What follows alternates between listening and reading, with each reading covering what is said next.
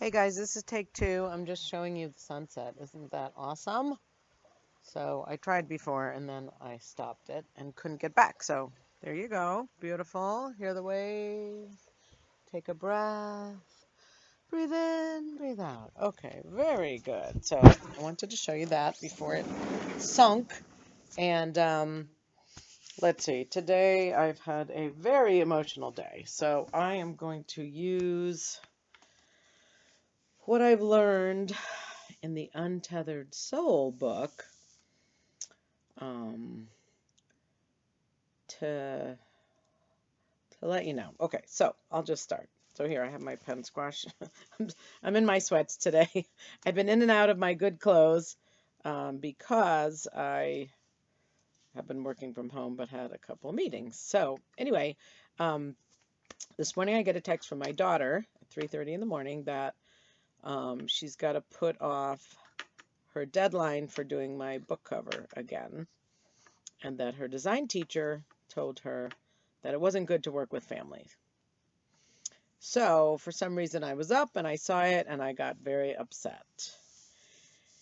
And I told her that I wished she had been honest with me, and she said she had, and we got into a fight, and it wasn't good. So, I was up at this point in time. I decided to go to the gym at 3:30 in the morning. So, I went to the gym and I realized that this was my incident. My incident is that when I was very young, I was supposed to go to this concert, and they told me they were just going around the corner for milk. When they came back, I thought I was going. They had already gone. So, in my mind, people disappoint me. It's my fault for expecting something because I should know better. So, here was my daughter telling, once again, pushing the deadline off. I've been waiting for months, holding up the project, and I was in the incident. So I'm reading the Untethered Soul, and it says that we have created, he calls it, we've built a house on the sand, which is our ego and our identity. And it's got walls, but they're not real walls. But when we press up against the walls, they're not actually there, but it's like, like a paradigm. So I was pressing against my wall of disappointment, and if I waited till the new deadline and then she didn't do it, then I was an asshole and this whole thing. So I said, okay, what if I just be with it?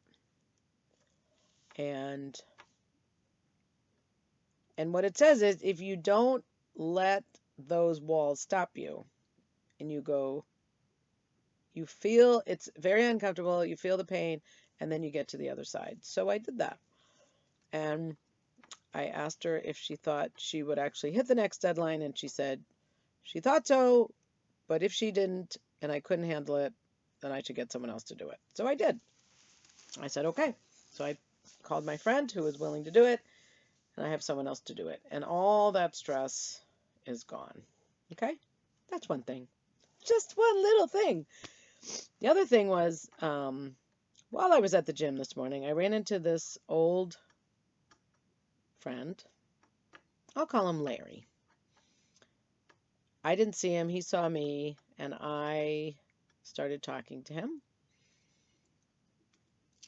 because I'm always trying to figure out what happened in our relationship, and I was kind of blaming myself. So he said he wanted to talk to me, and could I meet him? So I met him at noon, and what he wanted to talk to me about was he wanted to apologize for treating me badly. And he just told me that, he was sorry and he knew he did it and he had lied, and that he was sorry. And we got to talk it out. And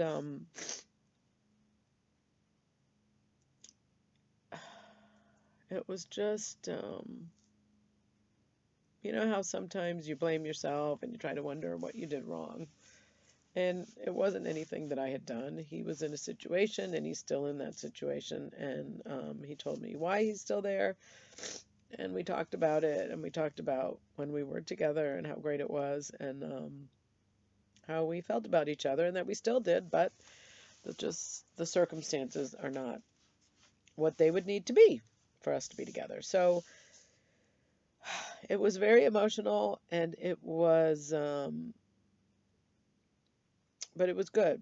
It was like a completion. And when I was telling my coach, I'll call him Scott, when I was telling him about it, he said, "Wow, that's really a miracle because that doesn't usually happen in real life. Like people don't complete things and they don't apologize, and you're always just left wondering what the hell happened." So that was a miracle. The fact that I have someone working on my cover is a miracle. And I had the formatting guy. I looked back to see which was the format that I really liked, and I sent that to him. So that's in progress. And then the website, I also got back to him. So all the stuff that was confusing me yesterday and swirling around in my head and stressing me out, I just, instead of saying I can't do this, like I can't do the design or I can't figure it out, I just said, don't say, like, I just changed what I was saying and I said, I'm going to do it. And I did. And it wasn't that hard once I stopped saying can't. So isn't that interesting?